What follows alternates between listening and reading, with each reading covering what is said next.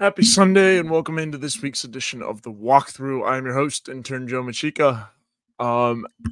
It's time to break it all down, I guess. Pretty. Not the greatest weekend for South Carolina athletics.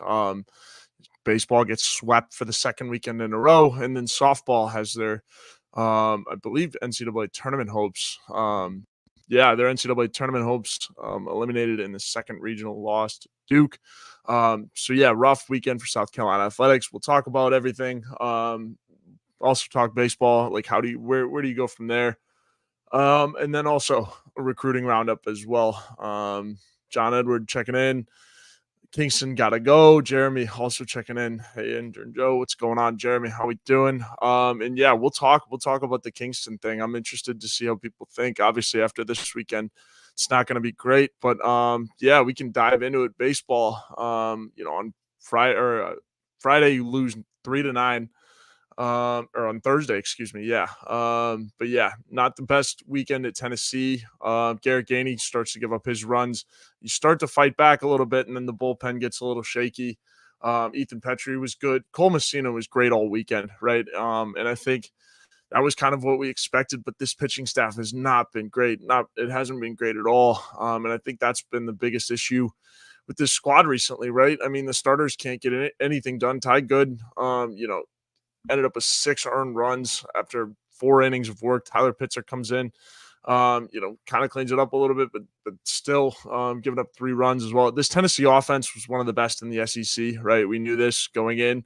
And they just, lit South Carolina apart, really, in large part thanks to Christian Moore. I mean, the kid was on fire all weekend long. 2 home runs in the game on Thursday. And pulling this up too, Saturday Moore continued his pair. I mean, Saturday wasn't as bad, but I know on what was it, Friday's game he ripped it up. Let's see, there's a Friday game, yeah. But yeah, Christian Moore was a problem all weekend. Homered again in the Friday game. So it's crazy. This pitching staff got eaten alive if you're South Carolina. So the question is, where do you go from here, right? I'll pose that to the chat. Besides firing Kingston, which I know is kind of the MO at this point, right? Josh says, was it 5 teams with 13 wins in the SEC? How do they sort that out conference tournament? I think there was head-to-head and some other stuff going on there. But I know, there's also some home, like whether or not it was overall record too, maybe. I'm not sure. If someone could update me on the conference seeding. I'm not as well read on it as that, but South Carolina is going to have to play Alabama on Tuesday. That's a rough trip to go to Hoover to play Alabama. Good ball club, I think, certainly a winnable game by all means. But again, this was just not the weekend that you want. Nugget games checking in as well. I didn't watch the games because I knew they were going to get crushed. Yeah, I know. I mean, this fan base has kind of lost hope, right? EXO checking in here for the therapy session. Absolutely. Yeah, let's talk about it. Nugget, yeah, I'm with that, right? The overall, vibe around this program is not a good one. It's not great. And it's one of those things right now. It's like, how do you get it back on track? How do you, figure this out if you're South Carolina baseball? Does it mean that Kingston's going to get fired at the end of this year? Well, if you keep playing like you are, then yeah, absolutely. Like I would think something is going to happen this offseason if you continue to play.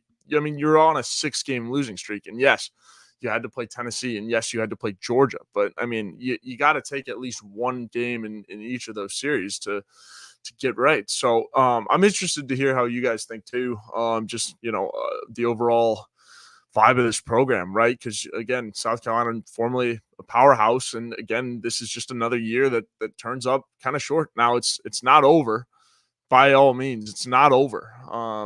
So checking in. I knew Tennessee was tough, but still disappointed. The team should be good enough for at least one win. Yeah, exactly. Right. That's what you should expect. It's the SEC. And they just didn't show up, right? There were a lot of hitters in this lineup that just, again, you didn't get enough of. Cole Messina was the one that I really just was like, all right, like he led the charge statistically in every game, right?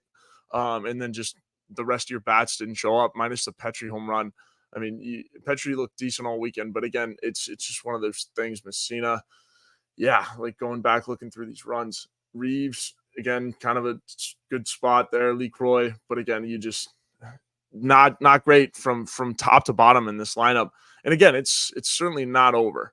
Not over. Bird 2 Fly checking in as well. Agreeing with EXO. Yeah. Is this is all mental and preparation? We should be better. Yeah. Again, this ball club is certainly capable of winning these games, right? At least one. And I think, you should give Georgia or should have given Georgia more of a run. Birds who fly. Any idea who would get the start for the tournament? I'm guessing Gary Gainey at this point. For game one against Alabama, I'm guessing it's going to be Gainey because Gainey has been your most consistent guy, I guess, in the way that Kingston has been playing Yahtzee with the order, right? I mean, that's the way it's been. Just because you haven't had a starter that's been able to go out there and give you, consistent innings, right? And so he's been playing Yahtzee with the order as you should, or in the pitching staff, and as you should. And granted, the guys who are getting the bulk of the innings are the guys who have been, but you're just turning to any point. Yeah, the pitching staff. It's just a big question at this point, right? Who's going to step up because you're certainly capable of winning these games, but you just haven't, right? So if it's mentally, if it's like a mental thing or what, but this happens in baseball, right? Losing streaks and all of that. But this has certainly been, an exhausting roller coaster, I'm sure, for fans just these last couple of years because you haven't been able to do enough these last couple of weeks. Nugget says losing 8-3 against Tennessee in game one is not that bad. At least we scored 3 runs and then a complete shutout. Yeah, I know. There was some faith after that first game. It's like, maybe they still got it, but you did not show up in the other ones. 8-3, and then 1-4, just not great at all. John Edwards says, I'm not convinced the baseball team makes the NCAA tournament. I wouldn't go that far quite yet, but John Edward, you're onto something here because it's close. I really think it's close. You would hope they win one game, but I don't know if Hoover's enough of a sample size to keep him out at this point, right? But again, the last 2 weeks has just not been great. Connor chiming in. Can't believe how far we have fallen in the last 2 weeks. Go 3-3, and we're probably hosting. Can't get swept 2 series in a row to end the year. Exactly. Yeah. No. Absolutely. You had to. I mean, even if you take one of each of those series, I think you're still in contention for a hosting bid, but I don't think you get it, right? I think it's right on the edge. And I think, obviously the committee, if you're in the position to host and you're right on the edge, if you're South Carolina, they're gonna probably give you the nod over a smaller school just in terms of hosting capabilities and all that stuff. So I'm with you. They just didn't perform at all these last 2 weeks. Nugget Game says they will, but they probably won't host a regional, but we don't know. John Edward, if we lose in Hoover to Alabama, where we don't have good history anyway, we're out. Nah, I don't think it's that far, but you put together the body of work. But I think you're close. I think you're close. Again, if you get embarrassed by Alabama, maybe, but it's close. I think you're on to something too, because the way that I mean, I had thought these last couple of weeks that there wasn't a low, or we had seen this team's low, right? And it's just the bottom is falling out at this point. But I think to flip it, right, to flip the coin at this point, there's a bright side to this too. They can't. I mean, I don't want to say this and then have it happen. So knock on wood here, but you can't keep playing like this. This is again, this is the worst they've played all year. So I don't. I mean, in my mind, I don't think there's no way. Right? Again, knock on wood. Superstitious. There's no way it can continue. They have to get over this mental wall here. So John Edwards says, I'd rather miss the NCAA tournament if it means Kingston getting fired. And clearly on the fire Kingston train, John Edward, which needs to happen regardless. And I hear you, right? But I don't think it's time yet. There's still stuff that needs to go on, and there are things happening. Nugget says, who do you think will start at Alabama? I think it's going to be Garrett Gainey. But again, I'll get back to John Edwards thing real quick, and then I'll talk about why I think Garrett Gainey should be the guy to go out there. But again, I think it's too there. Are certainly things happening, right? They're having serious conversations about this. It's the elephant in the room at this point. But again, I don't know if they somehow miss the NCAA tournament, which again I don't think is going to happen. But John Edward, I think that would probably be the ice cube that overflows the drink, if you will, or whatever. I don't know. I couldn't think of a good analogy for that. But Nugget says, "Who do you think will start?" Yeah, so at Alabama, Garrett Gainey is my guy. If for game one at Alabama, you need something to go right, and usually when Garrett Gainey's on the mound, it does. You just have to be ready to pull him, right? You need all your arms too, especially for Hoover if you want to find success. So I mean, if Garrett Gainey gets in any kind of pressure situation, you let him try to fight it out once. But if it gets scary, he's missing his pitches, stuff like that, you got to yank him, right? So I think it's going to be interesting to see who they actually throw out there because again, Ty Good didn't have a great weekend, but it was probably better than some of the ones that your starters have been having recently. It's certainly not Roman Kimball, or really any of those guys. But so I mean, for me, it's between Ty Good and Garrett Gainey. I think Garrett Gainey brings a lot of firepower too. He just can't miss spots, right? And you got to be ready to pull him out of the game if things get interesting. Josh says, "Is it time to give Landon Powell the job? A guy who's been around the program and knows the standard." That's an interesting name to throw out there. And again, I'm still, looking at the short list and all that stuff. Landon Powell is a really interesting one. And again, with this baseball program, you need somebody who knows it. And so it'll be interesting to see where the search kind of goes up. And again, I haven't been. I mean, and obviously with the baseball team, losing the way that they are, it's certainly the short list has appeared. But interesting one to throw out there. I'd have to think about that. If Connor says if they get bounced early in a regional, he's easily fired. If they can win a regional, he will be back. The next recruiting class coming in is really talented. The majority of our starters would also hit the portal if he's fired. Tough decisions. Yeah, it really is. And again, I think, depending on, and I think it does, this tournament success is going to have a lot to do with it. I think if he wins a couple games, like it's going to be, they'll probably hold on to him and just call it another down season. Because again, if you look at it, and Connor, appreciate the comments as always. But if you look at it straight away, the pitching was not supposed to be that good this year. It was not supposed to be that deep. They had to go out in the transfer portal. Ty Good has been one of your best development guys, right? Didn't have the greatest spring, didn't have the greatest fall, but Ty Good has really, really come through for this team. And he's been your best guy as of late, at least. And so, and again, hasn't been great pitching wise as a whole, but so it's going to be interesting. But going into the season, we knew this essentially is what I'm trying to say here. But yes, Jay Diz checking in.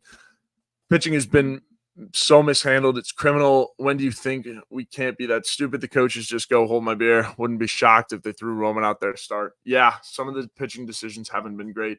And again, it's something you look at. It's that again that you have to be good with that to have success, especially in the tournament and Hoover number one, but also to the NCAA tournament, right? There is no problem with pulling a guy, especially in the tournament. If you get him out early, you can throw him later in the tournament. So to me, leaving guys in, especially in the tournament, it doesn't make a whole lot of sense to me. And even Hoover too, because you can get that guy more rest. Just let him. I mean, if he's missing spots, there's no reason to stretch a guy. As I'm sure a couple people can back me up on this. Like I just don't get it. And it's been a feel it out process for this coaching staff this whole year. I feel like, right? When you look at the hitting, they were taking too many pitches, right? Because it's like, all right, get your pitch. And then they were getting dotted up on the corner. And so when you say that, right, and it's like, all right, wait for it, and then you're chasing when you're going after it too much. So it's been, they've been tweaking the dials, pulling pitchers. It goes same thing, right? When a guy's ready to be pulled, they haven't pulled him yet, and it's just continued. They haven't been, the typical decisions when the coaches are ready to pull a guy. It's just too late. It really is. And it also goes to say too, like, I don't know if they don't trust the guys in their bullpen. Like, I'm not sure what the whole, reason for that is, but also trying to get to the bottom of it. Nugget says, I think Gainey and Ty Good may come in after him. Not sure for who. I'm not sure. Are you talking about for for Roman? Yeah, so not sure who you're talking about for who they'd come in after, but yeah. EXO, I don't like the lack of consistency. We never seem to reach a point when the whole team's playing their best and playing together. Something is missing when you can ever get over the hump. I agree. I agree. This team has been, and for the last couple of years even, and I think this is one of the biggest complaints of the whole Kingston thing, and I'll come back to this in a second, but yeah, the consistency this year has been unbelievable. Oh, who I can look at Alabama's. I'm not sure exactly. They've got a couple guys. So we'll see. I'll take a look at that here. I'll pull that up as I'm talking about the consistency thing. But yeah, looking at the schedule, right? You beat Kentucky. You took a series against Kentucky, which has a share of the SEC, right? One of the number 4 team in the country right now. And so I mean, at this point, right, this team has been so up and down. It's a consistency thing, obviously. Um, I don't know what it is. Like if it's, but it has been that roller coaster up and down. You'll play good, you'll play bad, you'll play good, you'll play bad. And now you're way on the bottom of the ride, and it just keeps going downhill. So it's going to be interesting to see. But as we pull up the Alabama baseball roster,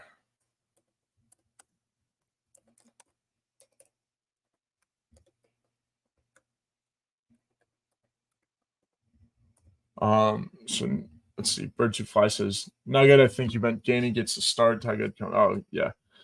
And then I'm pulling up to see who probably. We'll take a look at the Alabama pitching staff too. See who probably is going to get the start. I haven't done much, research on the Tide quite yet. But yeah, I think in Bird Two Fly talking about this scenario when Gainey gets a start and Ty Good comes in relief. I love it when they pair 2 starters together because one starter can't get the job done or can't get the length that you need. So might as well throw another one out there, right? We're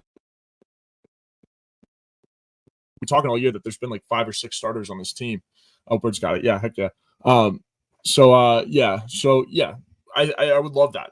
When you pair 2 starting pitchers together, I think it's good because clearly one starter, and then when you go straight into the bullpen, it's going to exhaust all your bullpen arms. You have 5 or 6 guys that you've felt comfortable with starting in games at this point throughout the year. So why not? Why not? I talked about it a little bit with Eli Jones, and oh my gosh, who was relieving for Eli Jones? Becker, Eli Jones, and Matthew Becker. It was a fun duo, right? Because again, they had the stuff for a couple weeks, but just not a whole, like it just fell apart.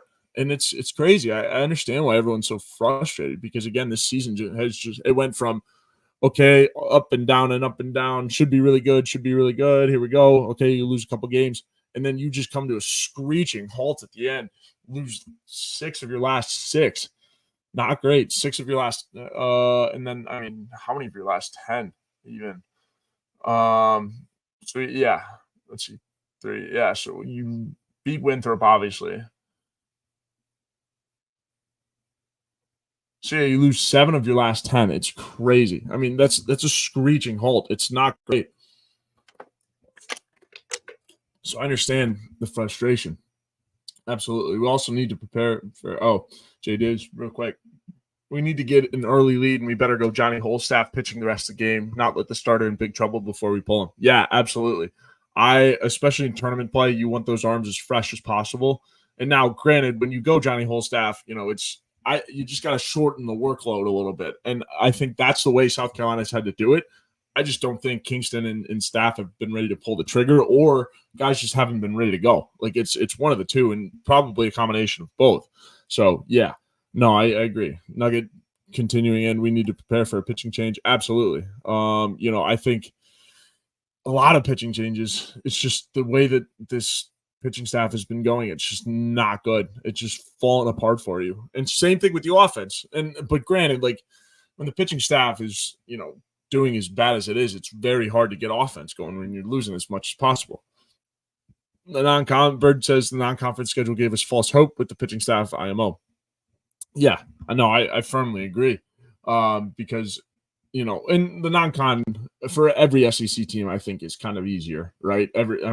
Sure, LSU or Oklahoma. They were playing in that, the big thing in college tournament in Texas or whatever. But, and you still beat a couple good SEC teams, right? You swept Vandy at home. I mean, the ceiling of this team, and I don't know if it was Founders Park or what, but the ceiling of this team is a really, really, really, really high one. So, I mean, yeah, I don't know. I certainly think the non-con schedule, okay. I mean, so 3 games against Alabama. You lost the series. That's right. They did play Alabama. And that was in Tuscaloosa. So yeah, it's an opponent that you've seen again, and looking at the Bama baseball here, pulling it up, roster. Yeah, but again, the ups and downs of this baseball team is what's frustrating people, and I get it. I get it. You've choked at the end, just not great at all. And the Bama website seems to be down, so a little tweak in the schedule there. But what else is going on with Gamecock athletics? Obviously, we've got recruiting heating up here pretty soon. June is when recruiting will be going crazy. Bunch of OVs coming up. Don't want to give too much away, obviously, but big official visits, obviously, on April 19th were big, which was David Sanders. We know about that one. May 31st, bunch of 4-stars on campus. Edge, D-line, Chris Clark did it, or Wes Mitchell did a full write-up of it all. And then June, once you get into June, man, so many 3-stars, 5-star on campus as well. A lot of recruiting, and we'll talk about that once June comes on. I'll have Wes and Chris on. Should be a lot of good intel and stuff like that. Bird2Fly says, I got a good question. Who was the last Power 5 team, the baseball team, played in the non-conference to start the season? Would it have been Texas a few years back? I think so. Yeah, you know what? I think it is Texas. To start the non-con, yeah. Yeah. No, it's definitely Texas. In terms of like starting the season or early on in the season, it was Texas. And Ivan Melendez went crazy in that season, or went crazy in that series. I think you won the series against Texas, though, if I'm not mistaken. I think you took 2 out of 3 against them. And that's going to be a fun baseball rivalry too. I would love to see South Carolina and Texas have, because I mean, 2 big, massive brands. It's going to be fun to watch when Texas in the SEC, because fun. It's chirps and stuff like that. Like SEC baseball, nothing like it. Nugget says we need to prepare because the tournament is beginning, and that's where it starts getting hard. Yeah, no kidding. I mean, we'll see how far they last. They go in Hoover. Not great history there. Mike Yuva wrote up an article about it. Go check that out, GamecockCentral.com. And then Jack, obviously, shout out to Jack Veltri, who was in Knoxville this weekend doing a great job with coverage as well. EXO says, didn't our women's golf team go to the tournament, or they already played? I believe they were playing in the NCAA tournament. I can pull it up. South Carolina women's golf.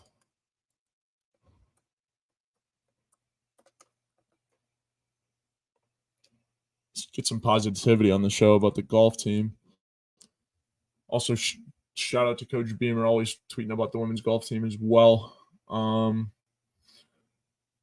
Head coach Anderson won Coach of the Year. That's awesome. And currently in the NCAA championships, as of latest update on Saturday, Gamecocks were at 20th, but they were ranked number 3 for women's golf. So hopefully they've been able to have a better day today. But yes, the women's golf team making a walkthrough. It's appreciated. So about that. Eli, or Jay Diz comment chiming in. Eli has earned the Friday starting role and was winning games. When they took that from him, it seemed to hurt Eli, and the coach refused to admit the change sucked and just moved him back.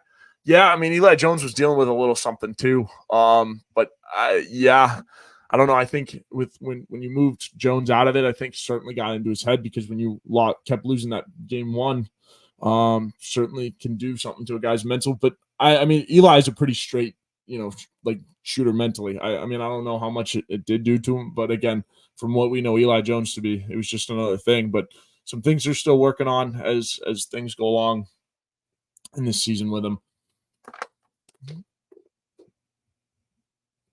So we'll see. I don't think it's the end of Eli Jones quite yet, but yeah.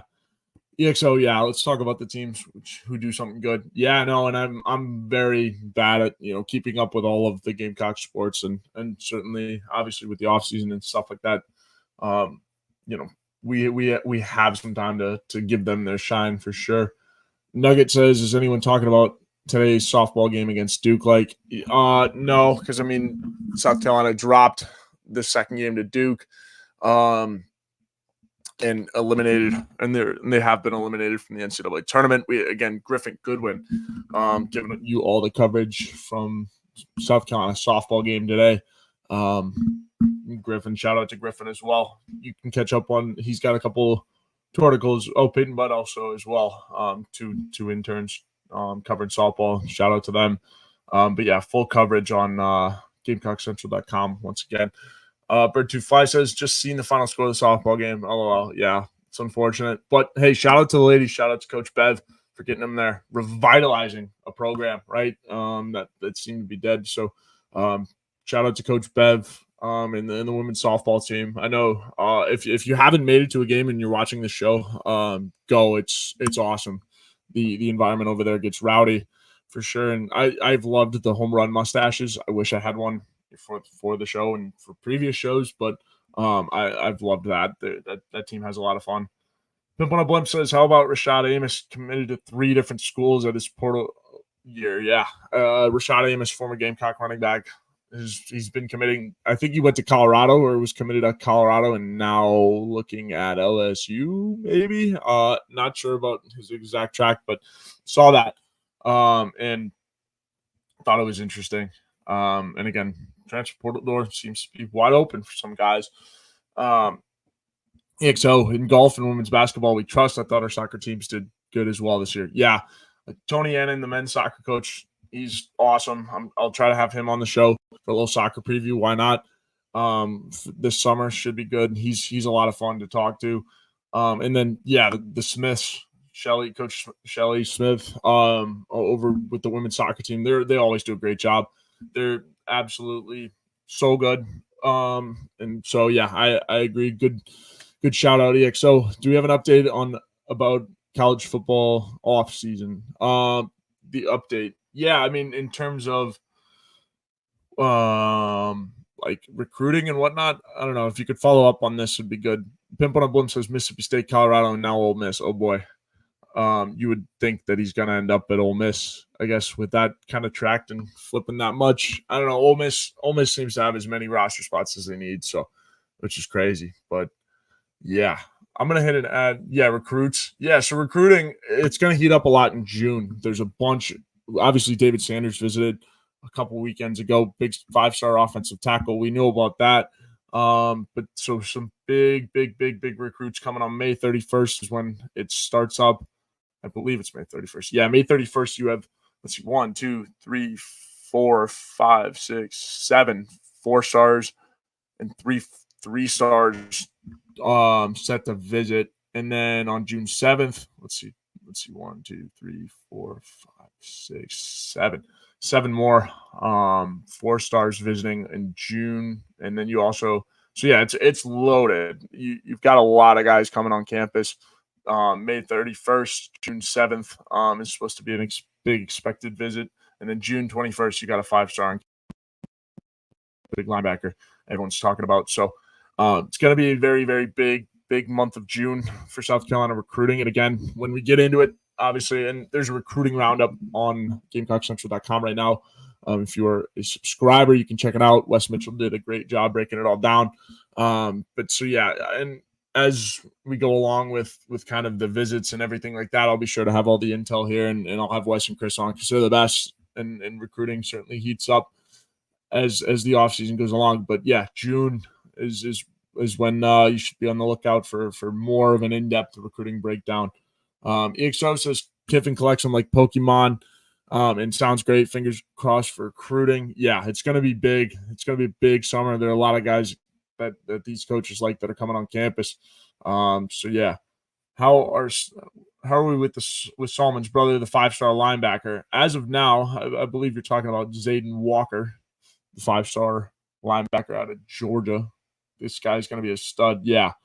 Um, we're looking all right. We're obviously trailing Georgia in the RPM on 3 RPM recruiting prediction machine. South Carolina has a 5.7% chance right now to land Zayden Walker.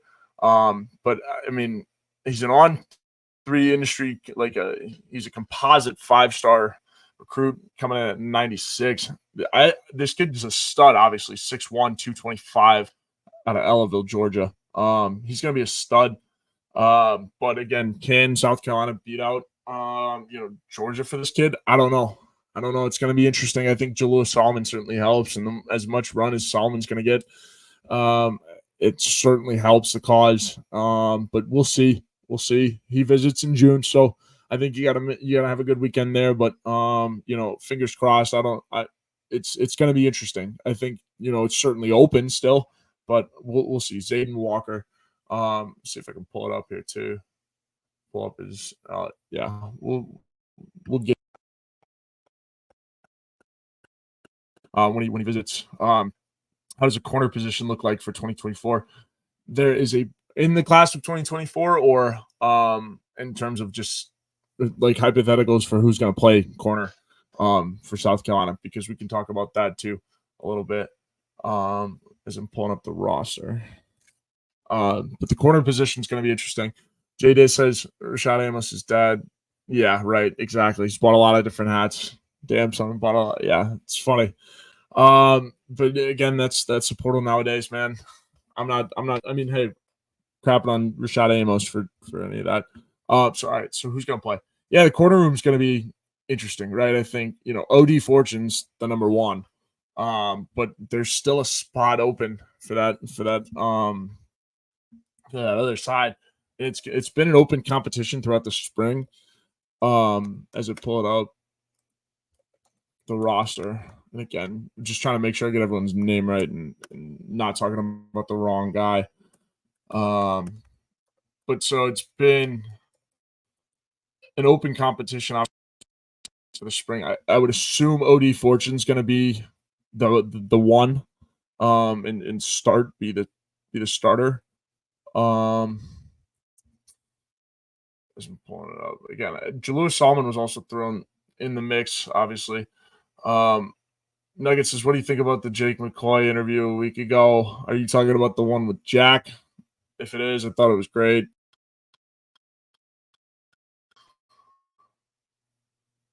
Let's see, 2024 football roster. Here we go. And I just gotta, talking about the corner position. Again, OD Fortune's a starter for sure. At this point, I think in my mind. So let's see what we got.